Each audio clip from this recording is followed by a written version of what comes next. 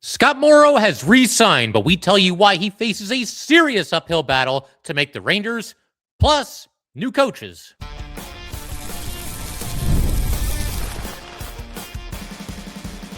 You're Locked on the New York Rangers, your daily podcast on the New York Rangers. Part of the Locked On Podcast Network, your team every day. Welcome back, Blue Shirts fans, to episode number 1604 of the Locked On New York Rangers podcast. I'm your host, John Chick. Got a lot to do here today. We've got the announcement from the Hartford Wolf Pack that they are finally filling out their coaching staff. A couple of new assistant coaches join the pack. We'll have some thoughts on those hires in a little bit here. Also going to close today's episode with some thoughts on the new Howie Rose documentary on SNY. In short, I thought it was awesome. We'll have some more details a little bit later in today's show. But we begin with the latest transaction from the New York Rangers, that being the re-signing of restricted free agent Scott Morrow to a one-year deal worth the NHL minimum of $850K per season. And I want to kind of clear something up right off the top here, because I know there's like kind of some conjecture about whether he's still waiver exempt or not. Morrow is no longer waiver exempt. He would need to clear waivers if he did not make the Rangers in order to then be reassigned to the Hartford Wolf Pack. And if that was the case, obviously any team in the NHL could claim him at this point. And I know this can be a little bit confusing. I think sometimes what happens, and I've been here too, but a lot of us will hear, a two-way contract, and we think that, that they can go to the NHL, the AHL. All the two-way really means is that he would make $850K in the NHL, $125K in the AHL. So that aspect of it is probably more important to Morrow than it is to any of us. But as far as like a refresher here and, why this looks like it's now going to be such an uphill battle for Scott Morrow to make this team. Morrow came over, obviously, this past offseason in the trade of K'Andre Miller to the Carolina Hurricanes. The Rangers sent Miller to the Canes. They receive a first-round pick, a second-round pick, and Scott Morrow. And looking back at that deal, and I felt this way at the time, to me, the prize get of that deal was the first-round pick. And then Morrow and the second-rounder were maybe sort of around the same level. The Rangers, by the way, for anybody keeping track of this trade tree here, they were able to then parlay that first-round pick they got from the Carolina Hurricanes into acquiring Pavel Dorofeyev. That was one of the draft picks that the Rangers sent to Vegas in order to get Dorofeyev. So it worked out that way, pretty nicely. Obviously, Dorofeyev's on the clock, and he's going to have to deliver now that he's here. But so far, so good there. I think most people were in favor of that move. As far as Morrow goes, I mean, first season didn't really go as planned.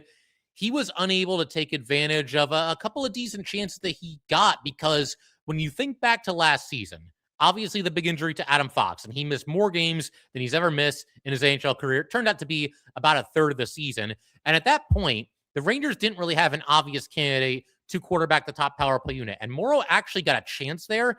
It didn't really go all that great. He looked a little bit shaky. The Rangers eventually then went with the disastrous 5-forward power play group, and then they eventually landed on Vladislav Gavrikov actually quarterbacking that group, and that actually went quite a bit better than expected. But that was rough. Morrow not being able to take advantage of an opportunity that looked to be tailor-made for him to quarterback this dangerous, Rangers power play unit. There was also some shaky play in the defensive zone, a couple of untimely turnovers, and you guys saw what happened. Morrow was basically a yo-yo going up and down from the NHL and the AHL this past season. As far as his, numbers last season, the NHL, 29 games with the Rangers, no goals, 6 assists, -5. The AHL, he was at least producing more in terms of points, 34 games, 5 goals, 14 assists, and a -16. But as far as why this is such an uphill battle and why I really don't know that Scott Morrow is ever going to play another game with the New York Rangers is because when you look at the lay of the land right now, as far as the Ranger defensemen are concerned, we know that they've kind of revamped the group, right? That was an offseason priority. We need some puck-moving defensemen. We just need better defensemen in general, right? And now you look at, the depth chart, and there's 4 guys that are basically locked into a spot on opening night. Fox, Gavrikov, Pettersson, and Durzi. I know Gavrikov's name comes up in like these trade whispers every once in a while, but I would still put it at like 98% that Gavrikov is with the Rangers at the start of this upcoming season. So that's your top 4, barring anything massively unexpected. Then you've got Matthew Robertson, who I think seems pretty likely to be in the opening night lineup. He hasn't done anything to lose that role. I mean, he might have to go out and earn it again, but he was one of the few bright spots this past season. I think the Rangers like him in a third pair role. So that's 5. Braden Schneider, I mean, it's always possible, even now, that he could still get traded between now and opening night. But at this point, I think he will probably be here. And I'm actually hoping at this point that Braden Schneider is here. So that's 6.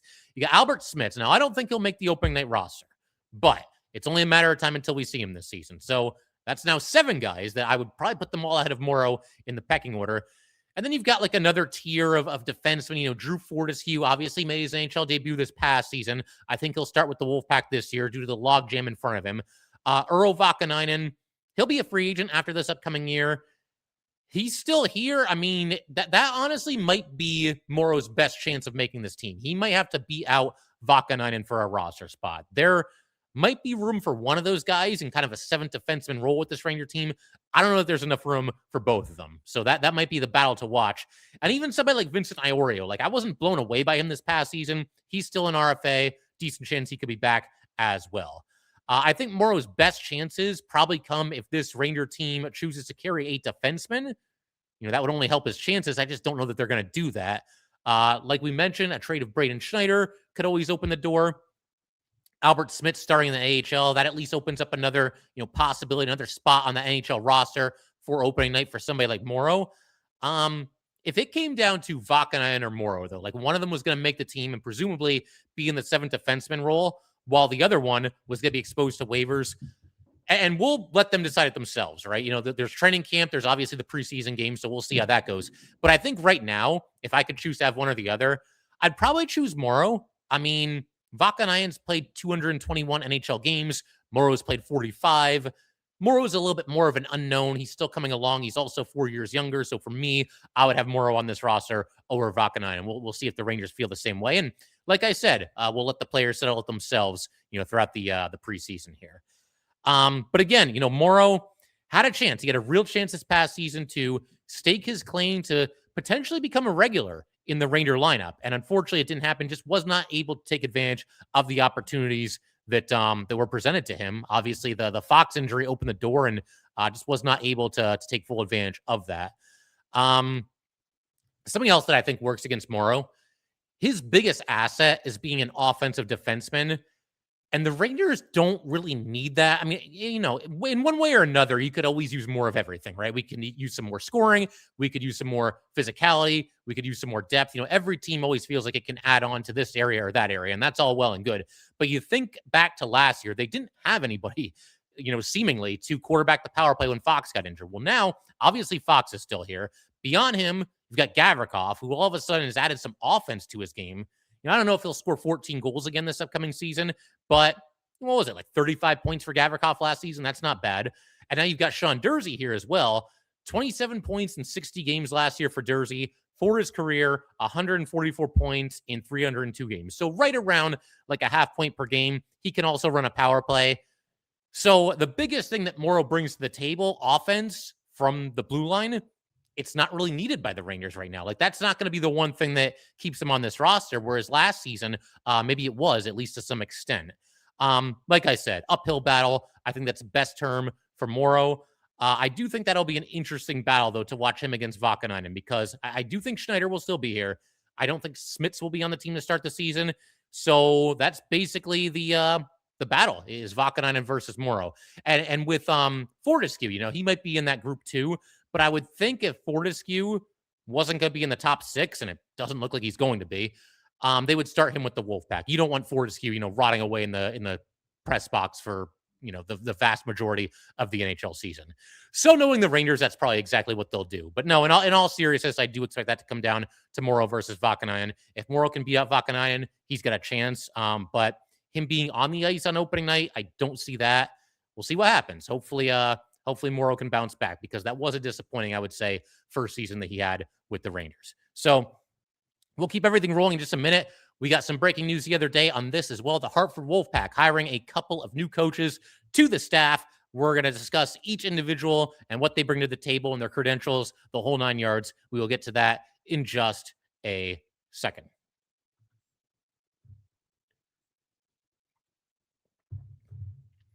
All right, we just want to take a minute to let everybody know that today's episode of Locked On New York Rangers is brought to you by FanDuel. Baseball fans, if you think you know who is hitting a homer today, FanDuel is giving you a free chance to call your shot with daily dingers. It's easy to play.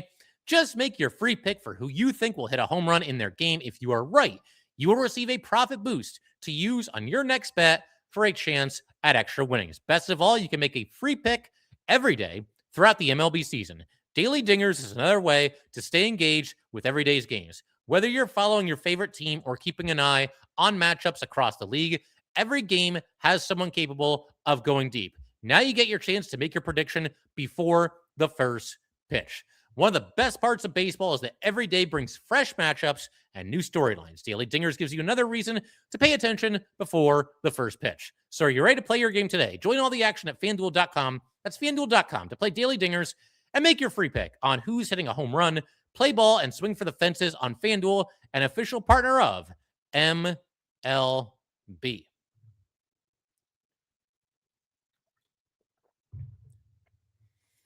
All right, so got to give a big shout out to the everydayers. As always, thank you guys so much for obviously supporting this podcast throughout the entire season, the off season as well.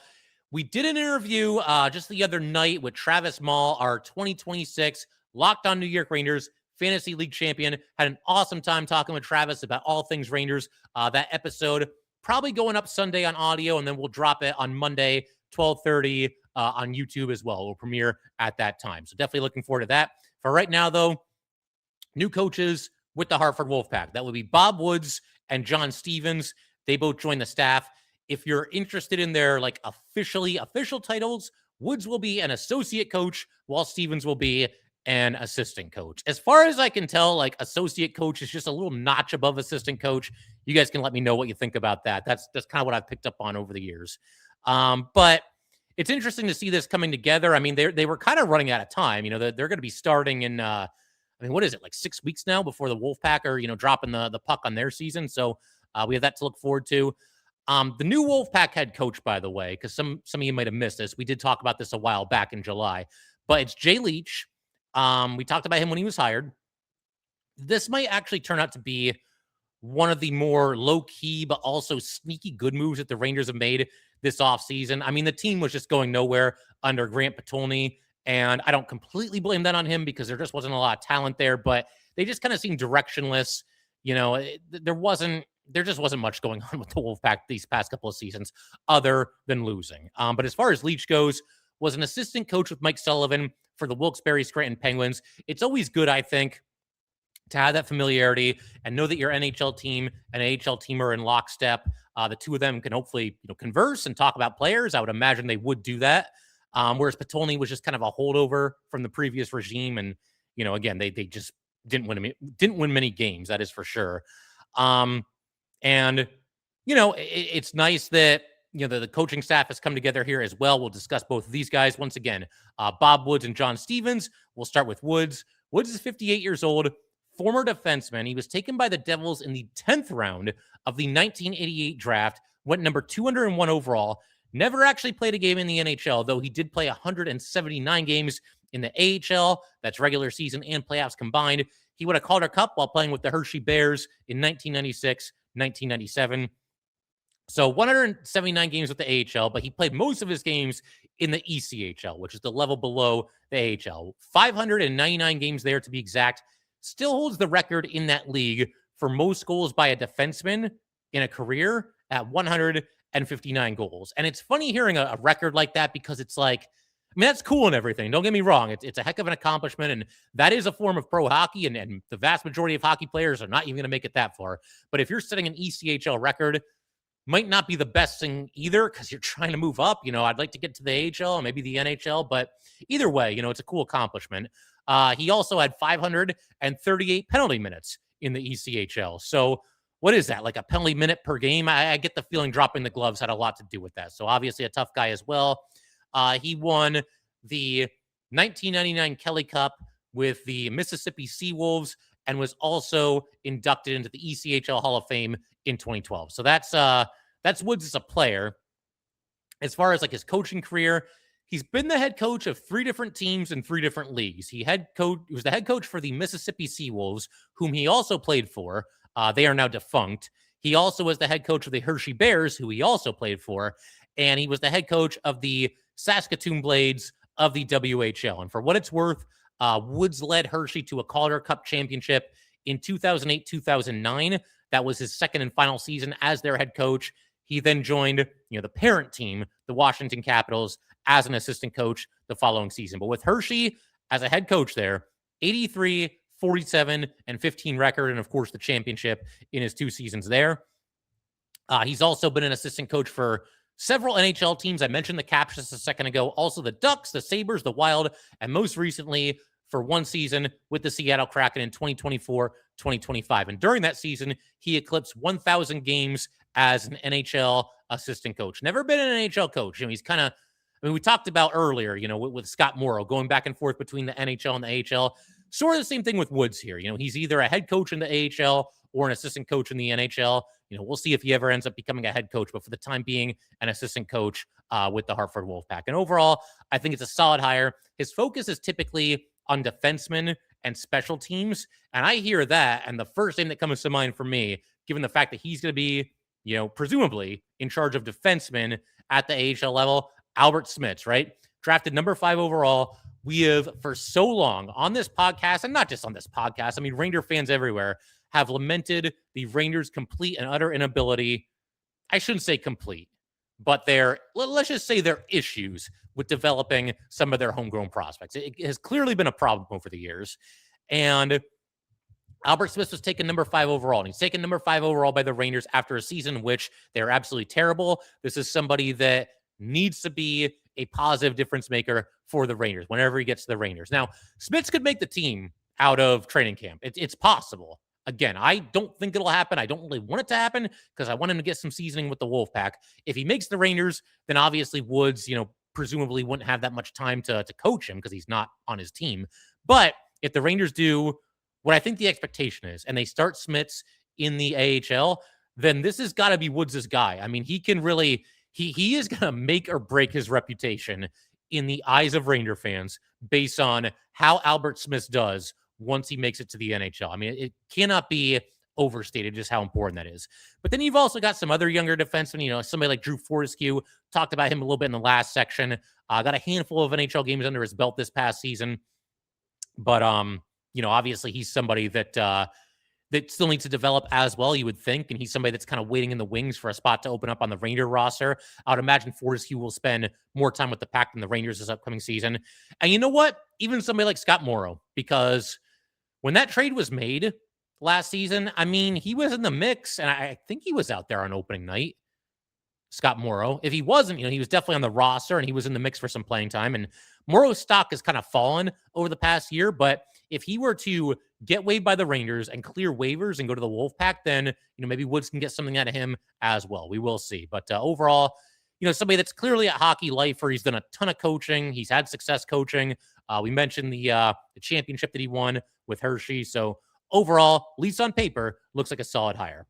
The other assistant coach that was hired by the Rangers is John Stevens. Stevens is only 32 years old. He spent the 2025-2026 season in Liga, not as a coach, mind you, but actually as a player. He was a center. It looks like now, he's hung up the skates. He's only 32. You never know. You could have a change of heart. Maybe he jumps back out there. But, overall, it does look like he's transitioning into coaching now. As far as Stevens' playing background, he played 4 seasons at Northeastern University, was an alternate captain as a junior, became the captain as a senior. He, too, never played in the NHL, but he did play 389 regular season games in the AHL, also 17 playoff games. And in total, 65 goals, 98 assists, 163 points, and 389 regular season games in the AHL with the Bridgeport Sound Tigers, the Utica Comets, and the Abbotsford Canucks. And he was actually an alternate captain for multiple seasons with Abbotsford. This is an interesting story, and I was able to find this on YouTube. Stevens was injured during the Abbotsford Canucks run to the Calder Cup Championship in 2025. So, the season before this one. When they won the Cup, the captain of that team, Chase Waters, he first handed the cup to Stevens. Stevens at least got to be out there for the celebration. But that'll give you an idea of the respect that he had and how important he was to that team, even if he wasn't able to lace them up for that playoff run there. Also worth pointing out that he is the son of John Stevens, who was previously the head coach of the Flyers and the Kings, currently an assistant coach with Vegas.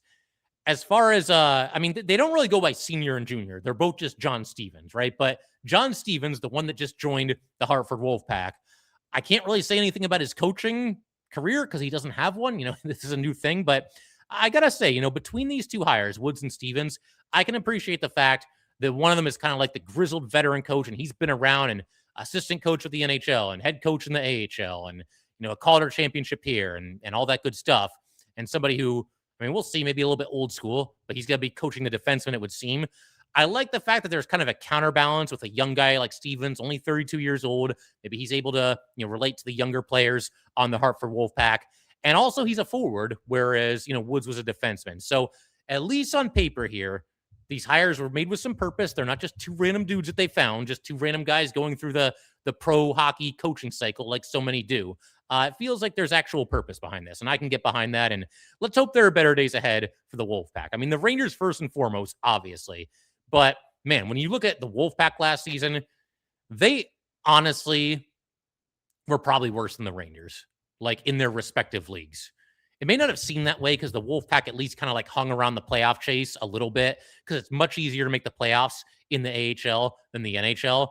But they were probably even worse than the Rangers. I mean, there was just very little to get excited about with that team. And there are some better players there. There's some interesting prospects that are going to be on the Wolfpack. And I think at least there's going to be a better coaching staff as well. So we have that to look forward to this upcoming season. Just a minute, we're going to shift gears. We're going to change our attention to a recent documentary on Howie Rose. Howie Rose, most people are aware of this, but he's obviously the announcer behind the famed Matteau call that was made in Game 7 of the Eastern Conference Final in 1994. I thought it was awesome. Going to just share some thoughts on that in just a second.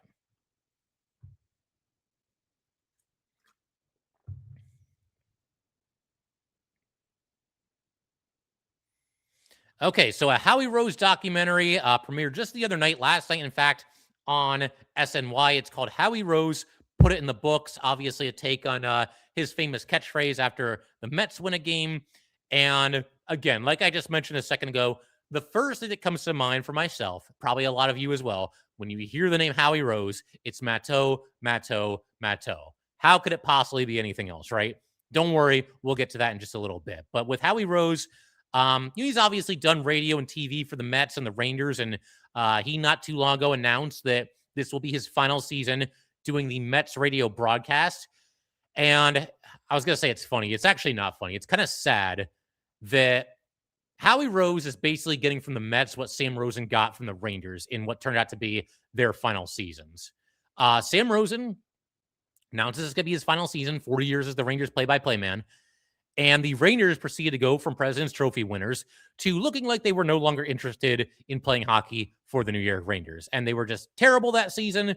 They sort of hung around a playoff spot and even got back into it very, very briefly. But something was off about that team the entire season. And that was very, very obvious. And unfortunate that Sam Rosen got such a lousy final season. And it's kind of shaping up the same way with Howie Rose here.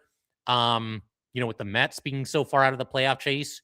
It's unfortunate for both of them, but it does not do anything to take away from, obviously, two legendary broadcasting careers. But this documentary covered just about everything. And I'll talk about my favorite parts. I'm not going to go through the whole thing. But one part that I found interesting was when, obviously after the 9/11 attacks and the return to baseball, I believe September 21st, so like 10 days later. And, they went through that whole thing. And what a surreal feeling it was for Howie Rose and for everybody going back to the ballpark that night. But as it turned out, Rose had one of his more iconic calls. I can't put it at number one. You guys all know what I'm putting at number one. But one of his more iconic calls for sure, with Mike Piazza, they're playing the Braves. They're down 2-1, bottom of the 8th inning. And Piazza just basically crushes it. And Howie Rose says, and it's hit deep to left center. Andrew Jones on the run. Excuse me. Let's try that again.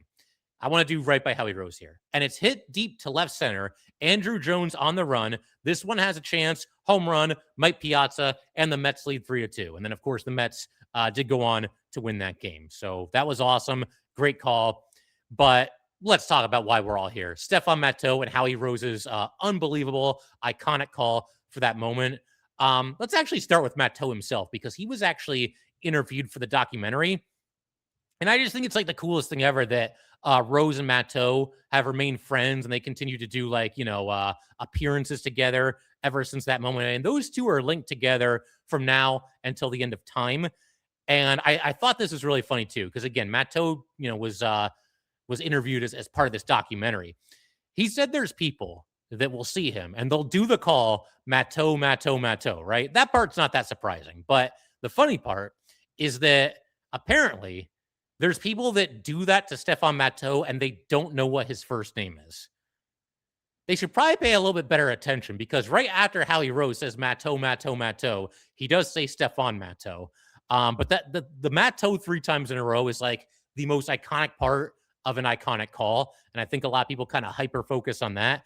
But that's pretty funny that like people know that call, but they don't actually know his first name. And it's also cool that Matteau takes all this stuff in stride. As epic of a moment as that was, I could see certain former pro athletes eventually getting tired of it. Every time you step out of your house, Matteau, Matteau, Matteau, right? So, but not Matteau. He still obviously is very appreciative of that call and still very proud of that moment. He said he still gets goosebumps every single time that he watches that video and, obviously hears that call from Howie Rose.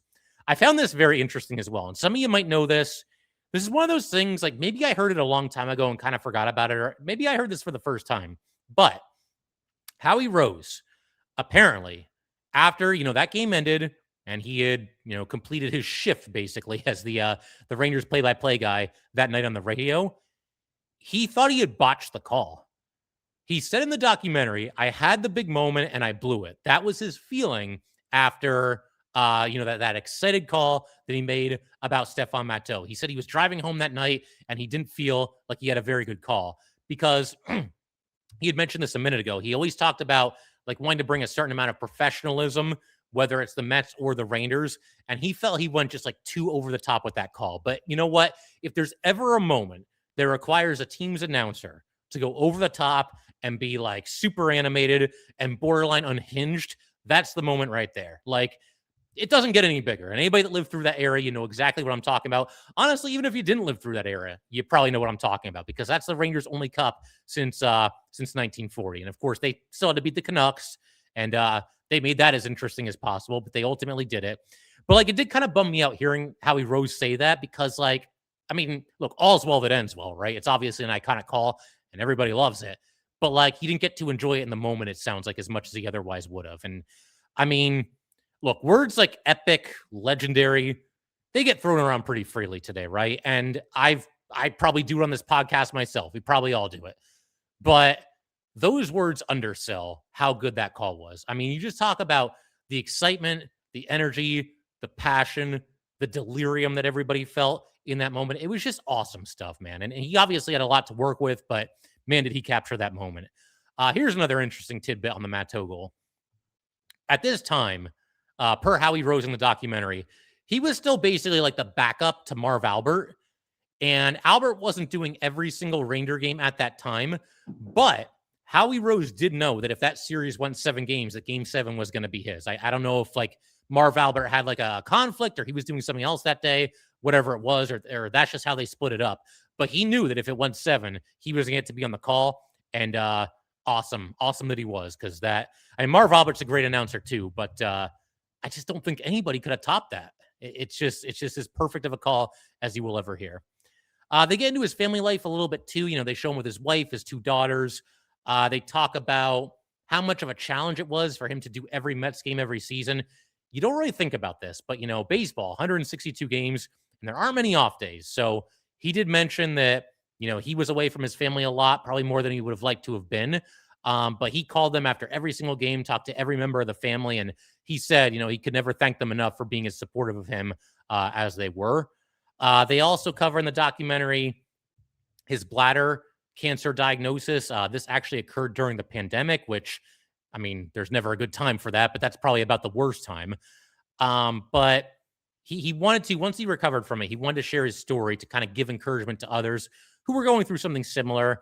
In the documentary, he spoke very, very highly of his doctors, pretty much thanked them for basically keeping him around. And the whole documentary, it kind of points to something that I think we all probably already assumed or felt. That's just that Howie Rose just seems like a really cool, down-to-earth guy. The kind of guy you would just love to sit down with and talk sports for a little while. I've always kind of thought that. This documentary just kind of confirmed everything I've already thought about him. And, it's kind of similar to Sam Rosen, right? Where nobody has a single bad thing to say about him. But the bottom line, I mean, that's only like the tip of the iceberg. The documentary is an hour long. We're trying to pass the days here, get our way back to Ranger hockey. If you're kind of in the mood for something a little bit different, but something that's related to Ranger hockey, cannot possibly recommend this documentary enough. I really enjoyed it. And I think if you're a Ranger fan, you would too. And if you're a Ranger fan and a Mets fan, all the better. Kind of a double whammy for you. And certainly enjoy it. But I thought it was awesome. Good stuff. Okay, so we'll call it there. Couple more announcements at the end of today's show. Fantasy hockey. If you played in the league last year and you want to return this year, you've got to send me an email, lockedonnyrangers@gmail.com. Once again, lockedonnyrangers@gmail.com. All you got to do is email me. We'll save your spot. You're back. If you did not play last year, you would like to play this year, email me sooner rather than later, because we're basically creating a waiting list. And if people don't return last year, we'll obviously add some new people to the league. So that's where things stand with the fantasy league. Also, another big announcement here. Locked On New York Rangers will be going back from 3 days a week to 5 days a week, starting the week of August 31st. So not next week, but the one after that. And then that's it. For the next 10 months or so, we'll be back at 5 days a week. Your team every day. You guys know the drill. So, yep, we'll call it there. If you guys would like to get in touch with this podcast, please send an email to lockedonnyrangers@gmail.com. Once again, it's lockedonnyrangers@gmail.com. Definitely give us a follow on Twitter as well @jchick17. And be sure to follow Locked On New York Rangers across every social media website. We are on Twitter. We are on Facebook, TikTok, Instagram, you name it. We're there. Be so kind as to give us a follow. It would be greatly appreciated. So thank you guys as always. I will see you next time.